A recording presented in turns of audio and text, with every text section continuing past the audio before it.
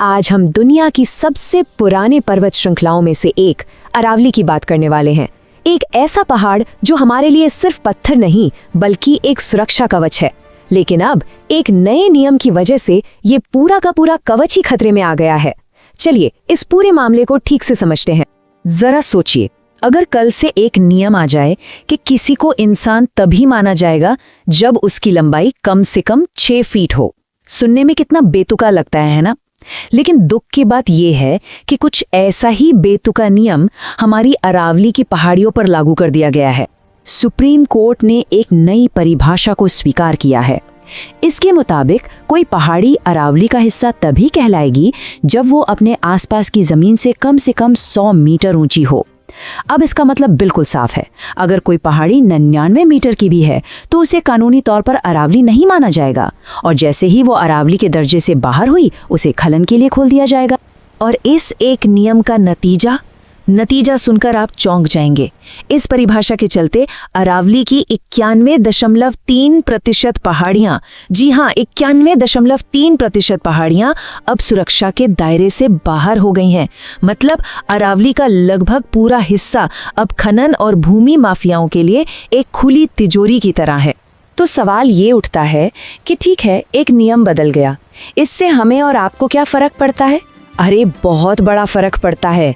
ये एक नियम 4 बड़ी पर्यावरणीय आपदाओं को जन्म दे सकता है, और इसका असर सिर्फ अरावली पर नहीं बल्कि पूरे उत्तर भारत पर पड़ेगा। देखिए, अरावली थार रेगिस्तान के आगे एक दीवार की तरह खड़ी है। ये पश्चिम से आने वाली गर्म रेतीली हवाओं को रोकती है, जिससे दिल्ली, हरियाणा और यूपी की उपजाऊ जमीन बची रहती है। सोचिए, अगर ये दीवार गिर गई तो थार का रेगिस्तान सीधा हमारे शहरों और खेतों तक आ पहुंचेगा। रेत के तूफान आम हो जाएंगे और गर्मी की लहरें और भी जानलेवा। अरावली सिर्फ पहाड़ नहीं है, ये रणथंभौर और सरिस्का जैसे बड़े जंगलों के बीच जानवरों के लिए एक तरह का हाईवे है।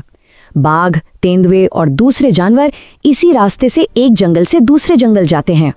जब ये रास्ता ही खत्म हो जाएगा तो जानवर एक छोटी सी जगह में कैद होकर रह जाएंगे। उन्हें मजबूरन अपने ही करीबी रिश्तेदारों के साथ प्रजनन करना पड़ेगा, जिसे इनब्रीडिंग कहते हैं। इसका नतीजा, उनकी अगली पीढ़ियां कमजोर पैदा होंगी, बीमार होंगी और धीरे धीरे पूरी की पूरी प्रजाति ही खत्म हो जाएगी। अच्छा, एक और बहुत जरूरी काम करती है अरावली। ये एक बहुत बड़े स्पंज की तरह है। जब बारिश होती है तो इसकी जमीन सारा पानी सोख लेती है और उसे जमीन के नीचे जमा कर देती है। इससे हमारे भूजल का स्तर बना रहता है और बाढ़ भी नहीं आती। अब सोचिए, जब इन पहाड़ों की जगह कंक्रीट के जंगल बन जाएंगे तो पानी जमीन में जाएगा ही नहीं, वो सड़कों पर बहेगा, जिससे शहरों में अचानक बाढ़ आएगी और जमीन के नीचे पानी खत्म हो जाएगा। दिल्ली एनसीआर की जहरीली हवा के बारे में तो हम सब जानते हैं। अरावली के जंगल हमारे लिए एक नेचुरल एयर प्यूरिफायर का काम करते हैं। ये किसी गीले कपड़े की तरह हवा में उड़ती धूल और PM 2.5 जैसे खतरनाक कणों को अपने ऊपर चिपका लेते हैं और हवा को साफ करते हैं। जब ये जंगल ही नहीं रहेंगे तो ये सारी धूल और जहर सीधा हमारे फेफड़ों में जाएगा। लेकिन कहानी में एक ट्विस्ट है। असली खेल सिर्फ 100 मीटर का नहीं है। असली खेल तो इस बात में छिपा है कि ये 100 मीटर की ऊंचाई नापी कैसे जाएगी। यहीं पर एक बहुत बड़ी तकनीकी चालाकी की गई है। पूरी दुनिया में किसी भी जगह की ऊंचाई नापने का एक ही वैज्ञानिक तरीका है, औसत समुद्र तल, या जिसे मीन सी लेवल कहते हैं। आपने रेलवे स्टेशनों पर साइन बोर्ड पर भी लिखा देखा होगा, समुद्र तल से ऊंचाई। ये एक फिक्स्ड पैमाना है जिसे कोई बदल नहीं सकता। इससे हमेशा सही और सटीक माप मिलती है। लेकिन अरावली के इस नए नियम में ऊंचाई को मीन सी लेवल से नहीं बल्कि आसपास की जमीन से नापने की बात कही गई है।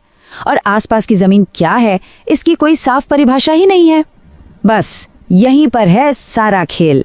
यही वो लूपहोल है जिसका कोई भी गलत फायदा उठा सकता है। अब देखिए, ये खेल खेला कैसे जाता है। मान लीजिए कोई पहाड़ी 103 मीटर ऊंची है, मतलब वो सुरक्षित है। अब खनन माफिया क्या करेंगे? वो रातों रात कुछ ट्रक मलबा लाकर पहाड़ी के चारों तरफ 5 मीटर की ऊंचाई तक डाल देंगे।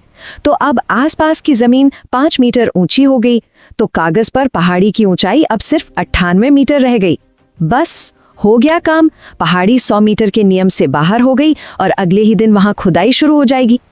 आपको शायद लग रहा होगा कि ये सब अचानक हो रहा है, जी नहीं, अरावली को बचाने और उसका शोषण करने की ये लड़ाई तो दशकों से चल रही है। ये तो बस उस लंबी लड़ाई का एक नया और शायद सबसे खतरनाक अध्याय है। ये कहानी शुरू होती है 80 के दशक में, जब रियल एस्टेट बूम की वजह से पत्थर की मांग बढ़ी और अवैध खनन एक बड़े धंधे में बदल गया। 1992 में सरकार ने इसे एक संवेदनशील इलाका तो घोषित कर दिया, लेकिन खनन रुका नहीं। आखिर में लोगों की याचिकाओं पर सुनवाई करते हुए सुप्रीम कोर्ट को दखल देना पड़ा। 2002 में अस्थायी रोक लगी और 2009 में हरियाणा में खनन पर पूरी तरह से प्रतिबंध लगा दिया गया। और ये तबाही कितनी बड़ी थी, इसका अंदाजा आप इस एक आंकड़े से लगाइए। सिर्फ राजस्थान के एक छोटे से इलाके में कुल 128 पहाड़ियों में से 31 पहाड़ियां पूरी की पूरी खोद कर खत्म कर दी गईं।